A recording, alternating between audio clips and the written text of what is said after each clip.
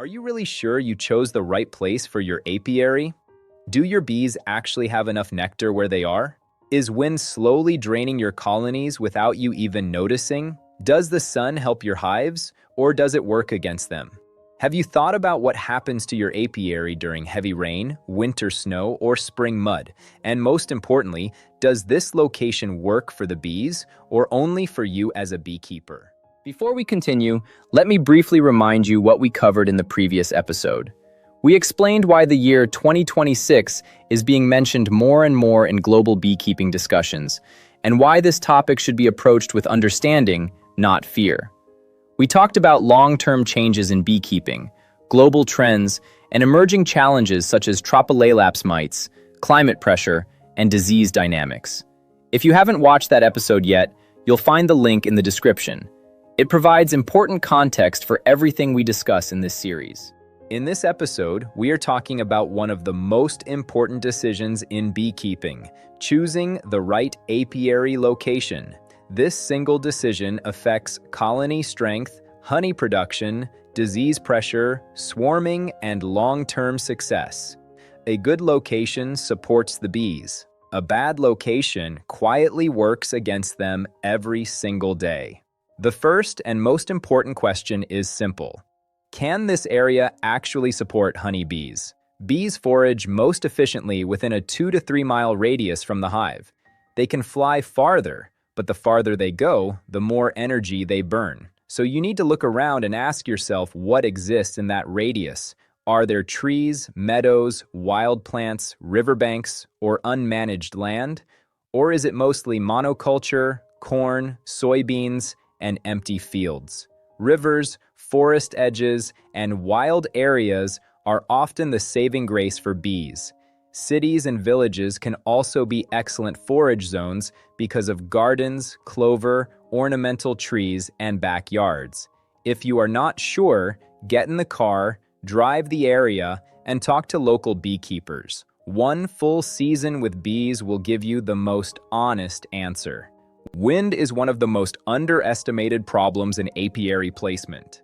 If you find this series useful and relevant to your beekeeping practice, consider subscribing to the channel. All episodes in this educational series are organized in a dedicated playlist.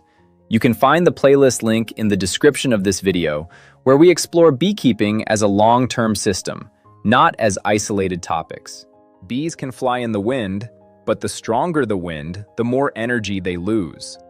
That means slower takeoff, harder landings, and more nectar burned just to get home. That is why hives should be placed behind buildings, tree lines, berms, or natural windbreaks. Open and fully exposed locations force bees to work harder than necessary. And remember, wind protection is not only important in winter, it matters just as much in summer, when bees are already under stress from heat and heavy foraging. Sun and shade must be balanced. Heavy shade creates problems. Shaded areas increase moisture and attract pests like small hive beetles and ants. Too much shade weakens colonies over time, but full sun all day is not ideal either. Hives can overheat, and bees must work harder to cool the brood. The best setup is a mix of sun and shade. Morning sun helps bees start flying earlier. Afternoon shade reduces heat stress. If hives are in full sun, a reliable water source is essential. Bees use water for evaporative cooling to protect the brood and maintain the right temperature inside the hive. A location that looks perfect in May can become a disaster in October. You must think about year-round access and moisture. Does water collect here? Does it turn into mud after rain? Can you reach your hives in winter? Where does snow pile up? Spring moisture is directly linked to weakened colonies and a higher risk of brood diseases. A good apiary location must be dry, stable, and accessible in every season. Gravel, raised ground, or solid footing makes a big difference in long-term success. Hive height and organization also matter more than most beginners realize. Hives should not be too low because of moisture and strain on your back. They should not be too high because that becomes unsafe once you add multiple boxes. Always think ahead. One box today can become 3 or 4 tomorrow. Pallets, concrete blocks, or commercial hive stands all work if they are stable, level, and dry. Good apiary organization means easier work, calmer bees, and fewer problems. Avoid tall grass, overhanging branches, and locations close to roads or public access. Your apiary should not be easily accessible to strangers. Entrance direction is not critical, but east-facing hives usually start flying earlier in the day. With new colonies, spacing matters. Hives placed too close together can cause drifting, where bees enter the wrong hive and weaken their own colony. Choosing an apiary location is not about looks. It is a technical, biological, and strategic decision.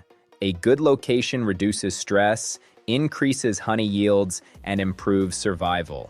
A bad location drains colonies, increases disease pressure, and frustrates the beekeeper. Without the right location, everything else becomes a struggle. In the next episode, we continue this topic and focus on practical decision-making in beekeeping and on how good preparation influences outcomes long before problems appear. You can see the title and preview of the next episode on the screen. Follow the Eterna Studio Beekeeping channel and continue watching if you want to understand not only what is happening in beekeeping, but also why it is happening.